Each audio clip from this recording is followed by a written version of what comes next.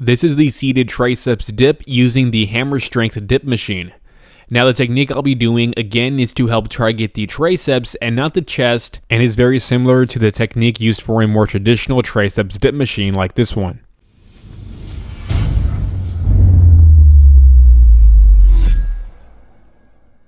For the setup, adjust the height of the seat so that you're able to get a full range of motion and allow the elbows to go higher than the shoulder at the top of the movement, getting a good amount of elbow bend at the top. Adjust the thigh pad down so that the legs are secure, and for even more stability, use the seat belts so that your hips don't raise off the bench as you do the movement.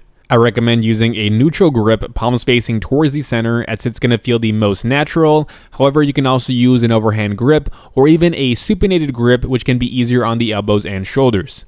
Sit towards the front of the seat so that we can better keep an upright torso and get more involvement of the triceps and less of the chest, which brings me to my next point. To maximize use of the triceps and minimize use of the chest, keep the torso as upright as possible.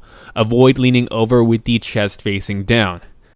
The more you lean over, the more of the chest you'll use and less of the triceps, so make sure you keep your torso as upright as possible.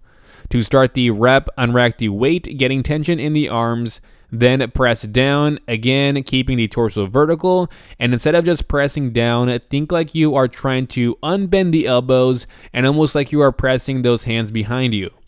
Fully extend the arms, squeezing the triceps at the bottom, and on that way up, first and foremost, super slow, 4 to 5 seconds on that way up, and as you go up, actively push down, resisting that way up, feeling the tension in the triceps, and then super important is think like you're trying to reach those elbows behind you, trying to get as much bend at the elbow as possible, and feeling that deep stretch in the triceps. Allow the elbow to go above the shoulder like this, and getting a tiny pause at the top when the triceps are the most lengthened. Again, as you go up, thinking like you are reaching those elbows behind you and actively pressing down.